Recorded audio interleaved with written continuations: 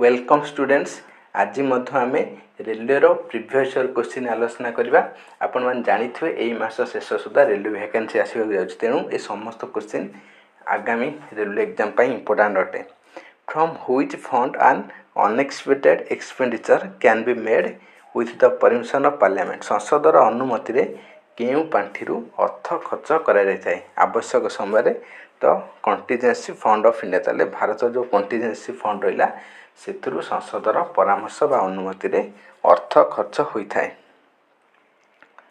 In both the house of parliament the time after the question hour is known as. ताले संसद रे प्रश्नकाल समय परवर्ती समय को कौन कहुए ना जीरो आवर्स कहुए। ताले आपण जानिथे जो संसद रे क्वेश्चन पचरा जाए 11टा ରୁ 12टा से समय को क्वेश्चन आवर कहुए, तापर 12टा ରୁ 1 समय को जीरो आवर कहुए। The power to prorogation the session of both house of parliament. ताले प्रोरोगेशन अर्थ हो एंड ऑफ द सेशन। ताले गोटे सेशन बा अधिवेशन को समाप्त करिवार अधिकार क्या पाखर थाए ना प्रेसिडेंट ऑफ इंडिया। ताले भारत राष्ट्रपति चाहिए कौन सी गृहर अधिवेशन को समाप्त घोषणा करें। The minimum age prescribed to candidate Lok Sabha. ताले लोकसभार सदस्य होगापाई अति कम सर्वनिम्न 25 वर्ष होगा आवश्यक। सेपरी राज्यसभा सभ्य होगापाई सर्वनिम्न 30 वर्ष। ताले राष्ट्रपति होगापाई सर्वनिम्न 35 वर्ष होगा आवश्यक। तो कोरम ऑफ सिटिंग लोकसभा। ताले लोकसभार कोरम केते हेबा आवश्यक ना 1/10 of total member of Lok Sabha. लोकसभार जिते सांसद संख्या रहिले से सांसद संख्यार 1/10 को कोरम कहुए। अर्थात 1/10 सांसद यदि उपस्थित न रहिबे ताले अधिवेशन चली पारिबो नाही।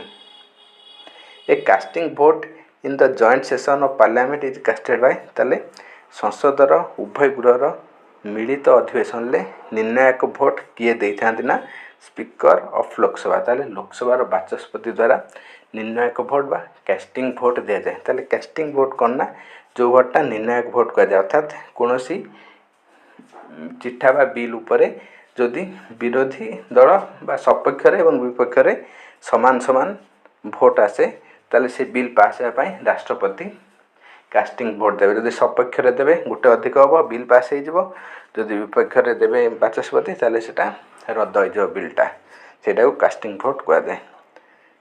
The number of members retire from Rajya Sabha after every 2 year. ताले प्रति 2 वर्ष राज्यसभार केते सांसद अवसर नहीं था 1/3 ऑफ टोटल मेंबर। राज्यसभार जिते रहिले मेंबर तार 1/3 सांसद प्रति 2 वर्ष थे अवसर नहीं था। तो member of estimate committee are elected from. ताले एस्टिमेट कमिटीर सदस्य माने कहा द्वारा निर्वाचित होता ना लोकसभा। ताले लोकसभार सदस्य मानक द्वारा लोकसभा एमपी मानक द्वारा एस्टिमेटेड कमिटीर सभ्य माने सबू निर्वाचित होता।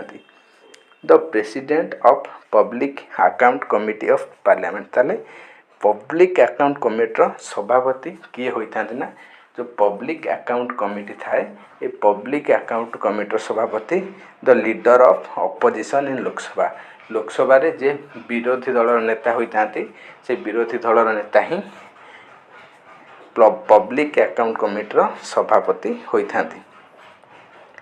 चीफ जस्टिस एंड अदर जजेस of supreme court are appointed by. ताले सुप्रीम कोर्टर मुख्य विचारपति एवं अन्य विचारपति माने कहा द्वारा नियुक्ति होता ना द प्रेसिडेंट। राष्ट्रपति द्वारा सुप्रीम कोर्टर मुख्य विचारपति एवं अन्य विचारपति माने नियुक्ति पाई थांती।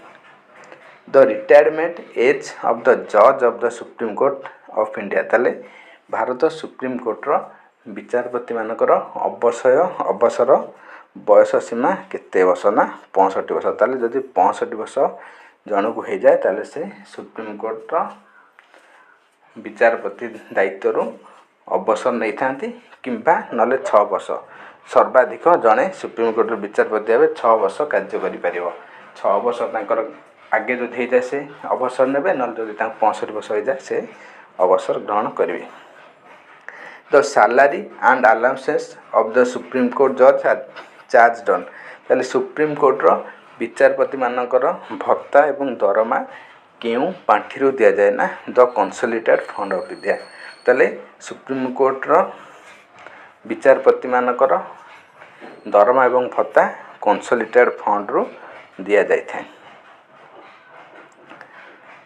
which of the right are available to the citizen as well as foreigners ताले भारतीय संविधान लो केउ अधिकारटा उभय भारतीय नागरिक एवं विदेशी नागरिक मानक पई उपलब्ध ना स्टैट्यूटरी राइटटा भारतीय नागरिक माने पाइबे एवं विदेशी नागरिक माने मध्य दिया जाय ताकू आर्टिकल 155 रिलेटेड विथ ताले भारतीय संविधान लो 155 धारा का सह संबंधित अटे ना the appointment of the governor of state ताले भारतर गोटे राज्यपाल रहिबा निहाती आवश्यक ताले भारतीय संविधान 155 धारा अनुसार भारतर जड़े राज्यपाल रहिबार व्यवस्था अछि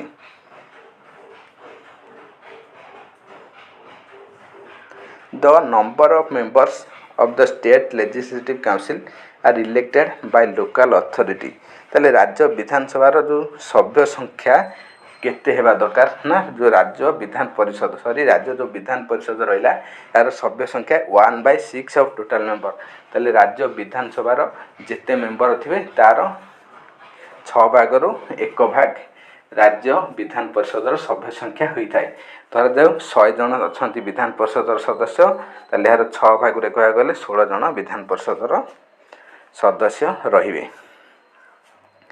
the first women chief justice of high court ताले भारत प्रथम महिला मुख्य विचारपति के ना लीला सेठ ताले मन रखु लीला सेठ भारत प्रथम महिला सुप्रीम कोर्ट प्रधान विचारपति according to the constitution of India who shall not be included in the term district जज ताले भारतीय संविधान अनुसार किए जिला जज रे संबंधित नुहति माने किए जिला जज रे कार्य करना ए जज ऑफ ट्रिब्यूनल टा डिस्ट्रिक्ट कोर्ट रे न थाए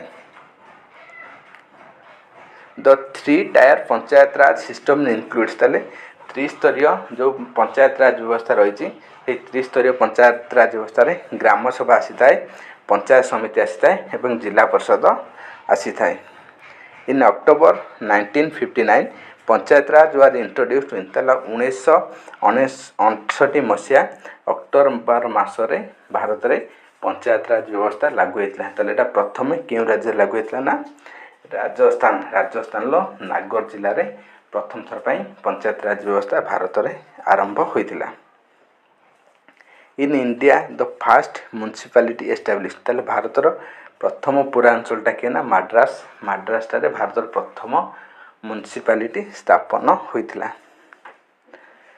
the chairman of the finance commission is appointed by ताले जो अर्थ आयोगर सभापति रहिले से क्या द्वारा निर्वाचित होता ना अर्थ आयोगर सभापति द प्रेसिडेंट ऑफ इंडिया भारतर राष्ट्रपति द्वारा निर्वाचित होता मनोनीत होता निर्वाचित नुहे तो मनोनीत होता ताले राष्ट्रपति द्वारा अर्थ आयोगर सभापति मनोनीत होता the electoral list of election of parliament state legislature president and vice president of India prepared by ताले पार्लियामेंट जो संसदर भोट जो लोकसभा एमपी मानकर भोट स्टेट लेजिस्लेचर राज्य विधानसभा भोट प्रेसिडेंट राष्ट्रपति भोट एवं वाइस प्रेसिडेंट उपराष्ट्रपति भोट ताले समस्त भोट क्या द्वारा होता है ना इलेक्शन कमिशन ऑफ इंडिया ताले भारतर निर्वाचन कमिशनर बा इलेक्शन कमिशनर यही मानकर भोट सब कराई था किंतु जो रहा आमर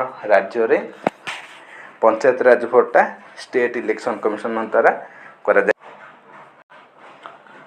the first proposed the idea of constitution assembly of constitution India ताले भारतीय संविधान जो कैबिनेट विषय बा कॉन्स्टिट्यूशनल असेंबली विषय प्रथमे किए दाबी करते ना स्वराज पार्टी 1934 मसीह प्रथम थर पर दाबी करता जे भारतर गोटे कॉन्स्टिट्यूशनल असेंबली आवश्यक the basis of constitution of the constitutional assembly ताले ଭାରତୀୟ ସମ୍ବିଧାନର ଯେଉଁ ପ୍ରସ୍ତୁତଟା କାହା ଦ୍ୱାରା ହେଇଥିଲା ନା ଯେଉଁ ଭାରତୀୟ ସମ୍ବିଧାନ ପ୍ରସ୍ତୁତ କରିଥିଲା କନଷ୍ଟିଟ୍ୟୁସନାଲ ଆସେମ୍ବଲି। ଏ ଯେଉଁ କନଷ୍ଟିଟ୍ୟୁସନାଲ ଆସେମ୍ବଲିଟା କାହା ଦ୍ୱାରା ଗଠନ କରାଯାଇଥିଲା ନା କ୍ୟାବିନେଟ୍ ମିଶନ ପ୍ଲାନ୍ 1946। ତାହେଲେ 1946 ମସିହାରେ ଗୋଟେ କ୍ୟାବିନେଟ୍ ମିଶନ ପ୍ଲାନ୍ ଆସିଥିଲା।